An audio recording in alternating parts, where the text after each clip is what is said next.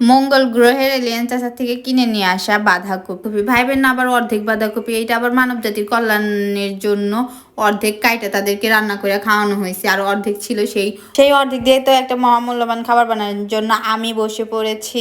প্রথমে তরতাজা বাঁধাকপিটা কুচকুচ করে কাটে নিচ্ছি। এই তরতাজা বাঁধাকপির রস মারার জন্য তো একটা প্রসেসিং করতে হবে বলেন তো, এই জন্য কতটুকু লবণ দিয়ে এইটার গায়ে যত রস কসিঙ্গারা বুলবুলে আছে সব মারার জন্য এইটাকে একটু লবণ দিয়া কতক্ষণ কসলায়া রাইখা দিতে হবে 10 মিনিট। তারপরে চলে আসবেন চুলায় আসার পরে ডিমের মান সম্মান সব শেষ করার জন্য এটাকে প্রসেসিং এ বসাই দিতে হবে, যাতে এর সম্মান নিয়ে আমরা সিনেমিনি খেলতে পারি। এদিকে ডিম হইতে থাকে, এদিকে আমাদের পানি মরতে দেওয়া সেই বাঁধাকপি এর রস টস মইরে একদম তেনতেনা হয়ে গেছে। এখন এইটার মধ্যে এক এক করে এর মধ্যে সব মশলাপাতি দিয়ে দিতে হবে। মশলাপাতির মধ্যে আমি দিছিলাম পেঁয়াজ কুচি, কাঁচামরিচ কুচি, ধনিয়া পাতা কুচি, হলুদের গুঁড়া, মরিচের গুঁড়া, জিরার গুঁড়া, সাথে দিছিলাম অল্প কিছু আটা, যাতে এটা আঠালো একটা টেক্সচার আসছে, এই কারণে কয়েকটা আটা দিছি। আটা দিয়ে এখন আটা দেওয়ার পরে সবার শেষে আমি আবার 2 পিস লেবু এইখানে চিপে দিছি, যাতে একটু টেস্টটা একটু ভালো আসে আর কি, এই কারণে। এখন এগুলো দেওয়ার পরে ভালোভাবে আর কি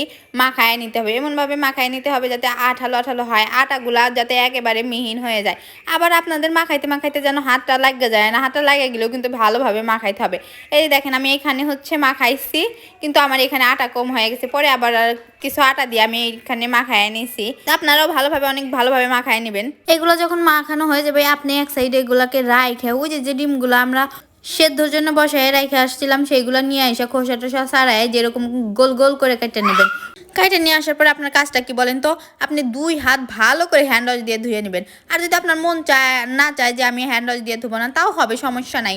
এখন যার যার রুচির ব্যাপার। অবশ্য হাত না ধুয়ে বানাইলে একটু টেস্টটা বেশি লাগতো, কিন্তু আমি 2 হাতে অনেক সুন্দরভাবে হ্যান্ড ওয়াশ দিয়ে ধুয়ে আসছি। হাত ধুয়ে আসার পরে খাবলাখানিকে যেগুলো নিয়ে ওইটার মাঝখানে ওই গোল গোল করে কেটে রাখা ডিমগুলো দিয়ে এরকম গোল গোল করে বানিয়ে নেবেন। সবগুলো যখন বানানো শেষ হইব তখন একটা কড়ার মধ্যে গরম তেল নিয়ে সেগুলো একটা করে সবগুলো ছাড়িয়ে দেবেন। সাইডে দেওয়ার পরে এখন সুন্দরভাবে মুসমুস করে ভাজবেন। একটু চুলার আঁচটা কমায় দিয়ে লাল লাল করে ভাজবেন, যাতে দেখতে অনেক সুন্দর লাগে, বুঝছেন। একটু সময় নিয়ে ভাজেন, আবার দিয়ে না উঠায় ফেললেন না, তাহলে কিন্তু ভিতরে কাঁচা থাকবে। একটু সময় নিয়ে ভাজলে ভিতরে অনেক সিদ্ধ হবে, আর 2 সাইডটাও আর কি একটু সুন্দর দেখা যাবে। এখন আমার ভাজাটা শেষ হয়ে আমি উঠাই নিচ্ছি। দেখছেন আমার ভাজাটা কত লাল লাল সুন্দর হয়েছে। এইবার এই জিনিসটাই মনে হয় আমার ফার্স্ট পারফেক্ট হইলো। তো দেখছেন কতটা সুন্দর লাগতেছে। চলেন এবার আপনাদের ভাঙ্গা দেখাই যে ভিতরেও আসলে কতটা সুন্দর হয়েছে জিনিসটা। ও বাবা, হাতে দিয়েছে এক লাগে, ভাঙ্গা যাচ্ছে না মোটেও। দেখছেন ভিতরটা কত সুন্দর হয়েছে। এটা দেখে মোটেও লোভ সামলাইতে পারতেছি না। এখন যত তাড়াতাড়ি খাওয়া যায়। আমি কিন্তু গরম গরম খাইতে যাই গাল পুড়ায় ফেলছি, আপনারা আবার বানায় খাইতে যায় গাল পুড়ায় ফেলেন না, ধীরে সুস্থে খায়েন। তো খাবারটা কিন্তু সেই রকমের টেস্ট হয়েছিল। এতক্ষণ ধরে মনোযোগ সহকারে আমার বকবক শোনার জন্য আপনাদের অসংখ্য ধন্যবাদ। সবাই ভালো থাকবেন, সুস্থ থাকবেন। আল্লাহ হাফেজ।